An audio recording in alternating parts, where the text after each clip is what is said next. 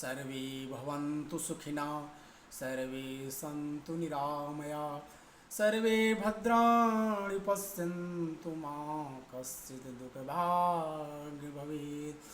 सबका भला करो भगवान, सब पर दया करो भगवान। सबका सब विधि हो कल्याण, सबका सब विधि हो कल्याण। हे ईश सब सुखी हो, कोई न हो दुखारी।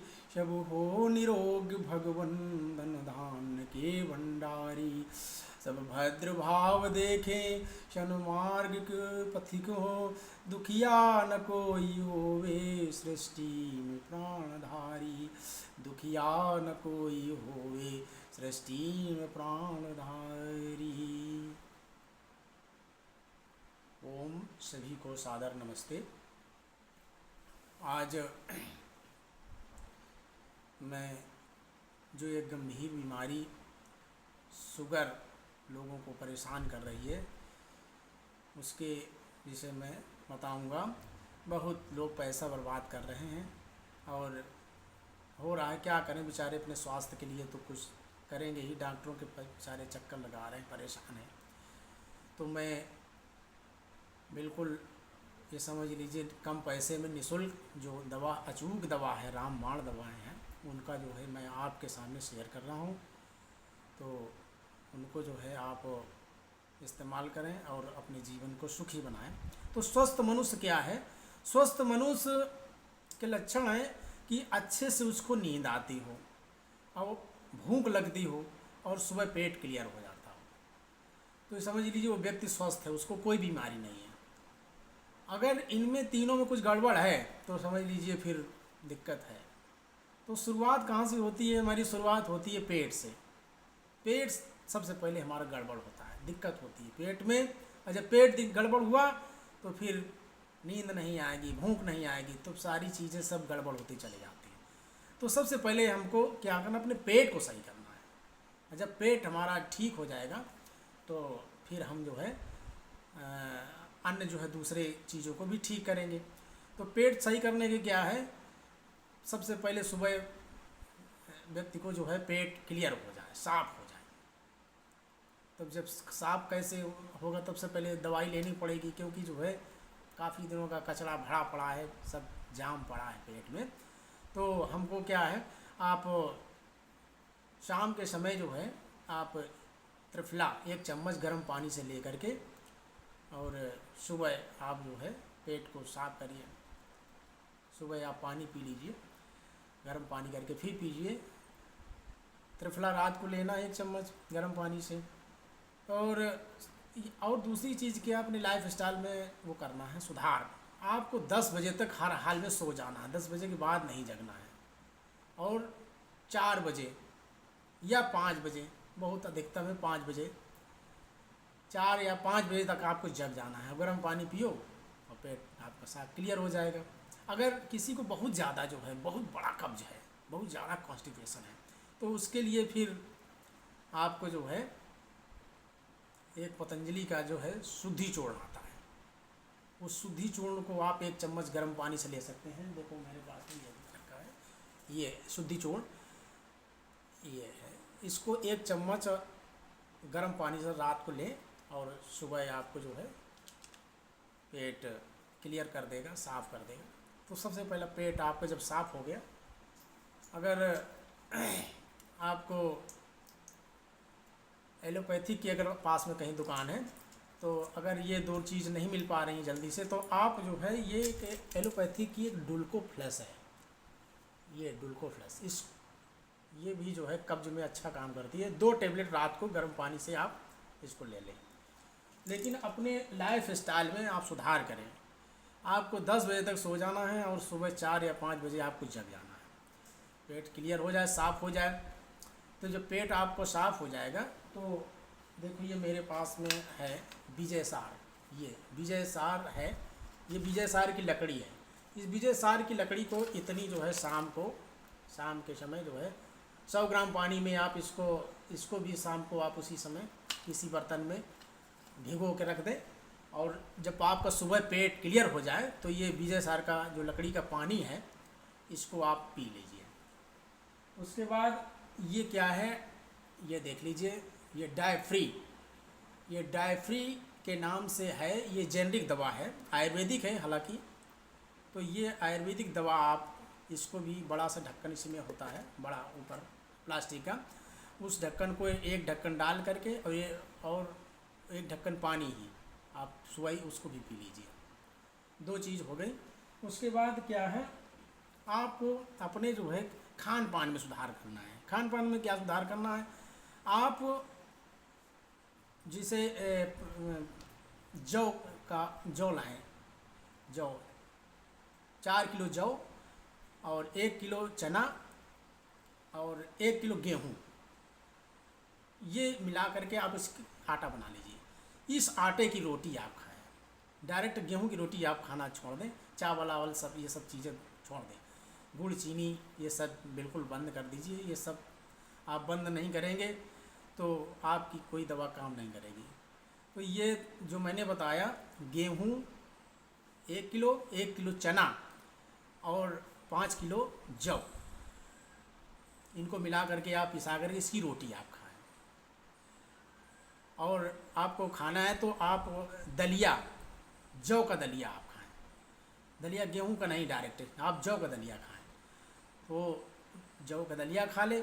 इसके बाद जितनी भी मैदा वाली चीज़ें हैं, मैदा की चीज़ें, बिस्किट, ये सब, चाउमीन, बर्गर, टोस्ट, इनसे सब बचो। कोल्ड ड्रिंक ये सब ना खाओ। तो सभी जो जितने भी डायबिटीज़ वाले वो हैं, पेशेंट हैं, मरीज, वो सब जानते हैं कि हमको क्या नहीं खाना चाहिए। तो इन चीज़ों को बिल्कुल न खाओ, अवॉइड करो। अगर आपको थोड़ा मीठा खाने की ज़्यादा आवश्यकता है, ज़रूरत है, अगर आप लग रहा है कि मीठा खाएंगे, तो ये आप ये देख लीजिए, स्टीविया है, स्टीविया, ये शुगर फ्री जिसको ये है, स्टीविया को आप, उसमें चम्मच भी होता है छोटा सा, 1-2 चम्मच आप डाल करके दही या दूध में या चाय में आप इसको डाल करके खा सकते हैं। तो ये मतलब जो है डायबिटीज़ वालों के लिए ही है विशेष। तो इसको आप ले लिया। उसके बाद क्या है कि यही जो सुबह वाली प्रक्रिया हुई, उसके बाद शाम को आपको ये समझ लीजिए 6 बजे के पहले जो कुछ खाना पीना है आप 6 बजे के पहले ही खा लें। तो उसके खाने के आप 6 बजे के पहले जो है आपको दवा लेनी है। यही जो सुबह आपने दवा ली है वही दवा आपको 6 बजे के पहले 1 घंटा पहले, यानी 5 बजे आप उसको दवा को ले लीजिए। और फिर आप मान लीजिए 6 बजे तक आपको उसके बाद थोड़ा जो कुछ लेना है, खाना पीना, दलिया है, कुछ है, या मतलब उस समय आपको शाम का जो भोजन है वो बिल्कुल हल्का लेना, लाइट, ज़्यादा भारी भोजन नहीं लेना है। और 6 बजे के पहले 6 बजे तक आप खा लीजिए, ये समझ लीजिए। 6 बजे के बाद आपको ये समझ लीजिए अपने कुछ जीवन में ये अपने जो है उसमें परिवर्तन करिए। अगर आप परिवर्तन नहीं करेंगे तो बहुत परेशान रहेंगे। तो 6 बजे के पहले आप खा लीजिए। उसके बाद ये समझ लीजिए आपको कुछ नहीं खाना है, फिर आराम से जो है सोइए समय से, 10 बजे तक आपको सो जाना है। तो जब ये आप इतना सारा करेंगे, ये बिल्कुल समझ लीजिए अचूक दवा है।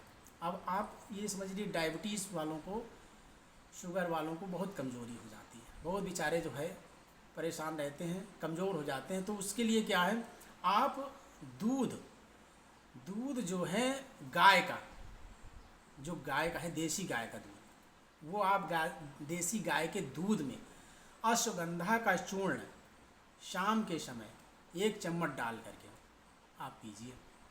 ये देखिए, ये मेरे पास पतंजलि का ये है अश्वगंधा। वैसे आप किसी भी कंपनी का ले सकते हैं, इसमें मेरा कोई प्रचार प्रसार नहीं है कि आप इसी का ही लें। अश्वगंधा चूर्ण आप जो है किसी भी कंपनी का आप ले लें। तो ये अश्वगंधा चूर्ण आपको 1 चम्मच रात में दूध, गाय के दूध के साथ में 1 गिलास, मतलब ज़्यादा आप ना लीजिए, शुरुआत 1 गिलास से करिए। तो आप उसको नियमित शाम के शाम लीजिए। तो इससे आपको क्या होगा कि आपकी जो जितनी वीकनेस है, कमज़ोरी है, वो दूर हो जाएगी। और क्या है, कि किसी किसी को, अब ये तो समझ ली ये चीज़ हो गई, किसी को नींद नहीं आती है, रात में दिक्कत होती है, बहुत परेशानी होती है, नींद नहीं आएगी तभी दिक्कत हो जाएगी। तो क्या है, नींद के लिए आपको एक जो है अश्वगंधा रिष्ट आता है, उस अश्वगंधा रिष्ट को आप 2 चम्मच या 2 चम्मच जो है पानी या 2 चम्मच वो डाल करके आप रात के समय उसको, मतलब उसको भी पी लीजिए।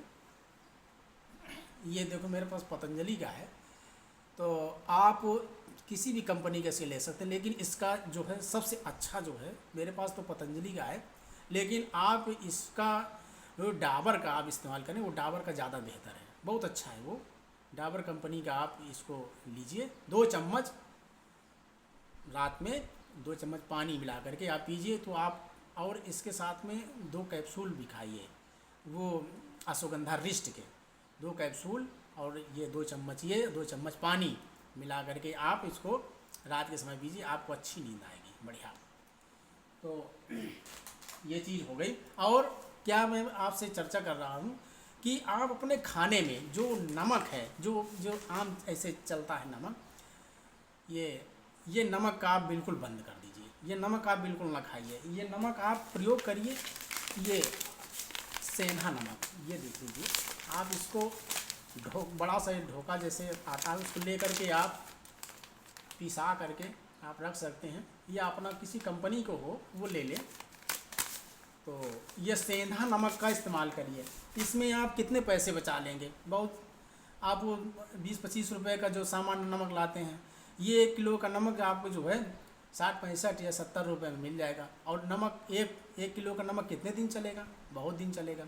तो इसमें आप कंजूसी ना करें, और ये नमक जो है आप ये सेंधा नमक का इस्तेमाल करें, वो नमक बिल्कुल बंद कर दें, किसी को भी घर में खाने के लिए न दें, न खिलाएं वो नमक तो समझ लीजिए सारी बीमारियों की जड़ है सामान। ये सेंधा नमक का इस्तेमाल करिए, 65-70 रुपये का मिल जाता है, आप पतंजलि से भी ले सकते हैं, वहाँ भी स्टोर में मिल जाएगा, नहीं आप कहीं दूसरी दुकान से भी ले सकते हैं। सेंधा नमक करके नाम बोलना, सेंधा नमक इस्तेमाल करना नहीं, सेंधा की जगह कोई काला नमक लेके चला आए तो वो तो फिर नहीं फ़ायदा करेगा। सेंधा नमक इस्तेमाल करना है, खाने में, सब्जी में, दाल में, चावल में, जिसमें भी आप इस्तेमाल कर सकते हैं, तो सेंधा नमक इस्तेमाल करिए। कोई उसका अलग स्वाद नहीं है जो आप समझ रहे हो कि सेंधा नमक का स्वाद कोई अलग होगा, वही जैसे सामान्य नमक हम प्रयोग करते हैं, ठीक उसी तरीके से उसका भी जो है प्रयोग है, तो उस नमक को आप प्रयोग करें। तो चीनी, ये सफ़ेद जो चीनी है, घर में जिसको डायबिटीज़ नहीं है, शुगर नहीं है, तो वो सब चीनी तो खाए नहीं, चीनी छोड़ दें, चीनी की जगह आप गुड़ का इस्तेमाल करो। डायबिटीज़ वाले नहीं करें, डायबिटीज़ वालों के लिए नहीं है, शुगर वालों के लिए नहीं, जो और अन्य घर में परिवार के सदस्य हैं उनके लिए मैं कह रहा हूँ कि वो चीनी की जगह गुड़ का इस्तेमाल करें, तो वो ठीक रहेगा। और मैदा जो खाते हैं लोग बाग, मैदा की जगह आटा का ही प्रयोग करें। जिसको शुगर रही है, मैंने उनके लिए बात बता रहा हूँ, जिसको शुगर है उसके लिए तो मैंने आटे को पहले बताया कि 5 किलो जौ, 1 किलो चना और 1 किलो गेहूँ मिला करके आप पिसा लीजिए, उसकी रोटी आप शुगर वाले खाएं, उसकी तो मैंने ये चीज़ बताई। और क्या है कि ये इसमें अपने आप को जो कम से कम सुबह जब 4 बजे आप जगेंगे, तो सबसे पहला क्या, वो जब काम करते हुए सब कर लिया आपने, उसके बाद मॉर्निंग वॉक जाइए, टहलिए, दौड़िए, तो अपनी क्षमता अनुसार चलिए, टहलिए, दौड़िए। ये ऐसा नहीं कि जो है ज़बरदस्त जो है आप एकदम से एक ही दिन मेहनत कर दिया तो गिर पड़े आकर के, ना, ऐसी मेहनत नहीं करनी एकदम से, उसको आप जो है अपनी क्षमता अनुसार धीरे धीरे थोड़ा थोड़ा शुरुआत करिए और टहल करके आइए। और जो सारी चीज़ें मैंने बताई इनको आप इस्तेमाल कर लीजिए, तो ईश्वर परमात्मा आपको अच्छी तरीके से पूर्ण आप स्वस्थ हो जाओगे। और ये कहते हैं कि जो ना, आप बिल्कुल, सबसे पहली बात है कि आप तनाव ये ना रखो, चिंता ना रखो। चिंता रखोगे, तनाव रखोगे तो तनाव से भी बीमारियां होती रहती हैं। देखो एक जगह बढ़िया जो कवि ने कितनी बढ़िया बात एक कही है, रहीम जी ने, कि आप इसको समझिए।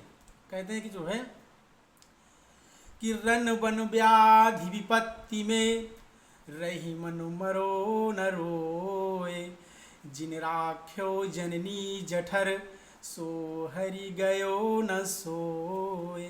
कहते हैं कि जो है रन यानी लड़ाई में, अगर कहीं आप किसी जगह कोर्ट कचहरी मुकदमा कहीं किसी जगह से लड़ाई भिड़ाई में अगर फंस गए हैं, तो कहते हैं कि लड़ाई में रन, वन, वन मतलब बियाबान जंगल में कहीं फंस गए आप, और व्याधि माने ये बीमारी में आपको कोई ग्रस्त है, किसी बीमारी हो गई किसी भी तरीके से, व्याधि विपत्ति माने कोई बड़ी मुसीबत आ गई है, समस्या आ गई, दिक्कत आ गई, बहुत बड़ी मुसीबत आ गई, तो रहीमदास जी कहते हैं कि रन बन व्याधि विपत्ति में रही मन मरो न रोए।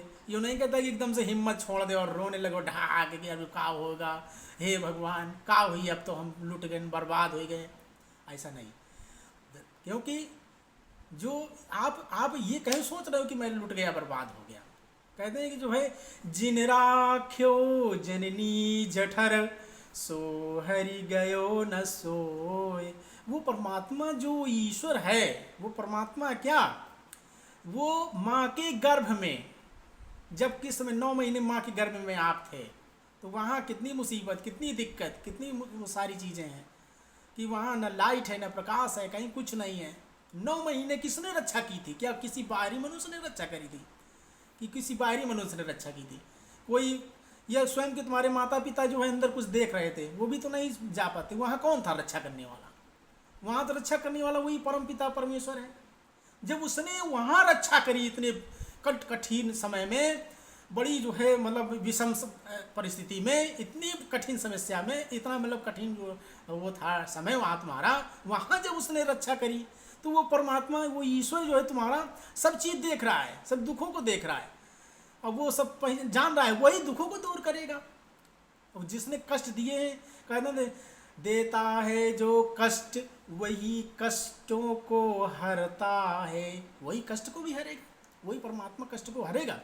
तो आज वो ईश्वर की कृपा, जो परमात्मा की कृपा ही समझ लीजिए आज है। जो मैं ये सामान्य सा, इसको आप न समझिए नुस्खा, ये बहुत जो है, और मेरा उद्देश्य कोई पैसे कमाना नहीं है और या कोई चीज़ नहीं है। मैं तो ये जन कल्याण, मेरे से जितना भी भला हो जाए, हित हो जाए, किसी का भी हित हो, भला हो, परमात्मा से मैं प्रार्थना यही करता हूँ कि सबका भला हो, सभी सुखी हों, सभी जो है अच्छे से रहें, निरोग रहें, प्रसन्न रहें। इसी के कामनाओं के साथ में जो है ये वीडियो बनाया हूँ। और इसको आप अगर चाहो, मैं तो मतलब अगर आप चाहो कि किसी दूसरे के भी लाभ इससे मिल सके, तो उसके लिए आप शेयर कर दो या कमेंट लिखो, कुछ भी आप जो चीज़ आप अपने हिसाब से चाहते हो तो वो करिए। मेरा उद्देश्य केवल आप लोगों का, आप लोगों के जो है जितने मुझसे हो सकता है वो दुख दूर करना है, कि कैसे दूर हो दुख, और कैसे जो है वो जो है आप अच्छी तरीके से जो है अपने जीवन को यापन कर पाएं। क्योंकि मैं कहते हैं कि जो है वही है जो सच्चा गुरु होता है, जो सच्चा जो है भक्त होता है ईश्वर का, वो उसको किसी चीज़ की लालसा नहीं है कि आप क्या चीज़ दोगे, हमको क्या संतुष्ट करोगे। हमें तो परमात्मा ईश्वर खुद ही संतुष्ट किए है। परमात्मा की कृपा अगर मेरे पास नहीं होती, संतुष्ट नहीं होता, तो मैं आप लोगों को ये स्वच्छंद से विचार ही नहीं बता पाता या कह पाता। तो कहते नहीं, कबीर जी ने एक जगह कहा कि सतगुरु हमसे रीझ कर एक कहा प्रसंग, बरसा बादल प्रेम का भीज गया शब अंग।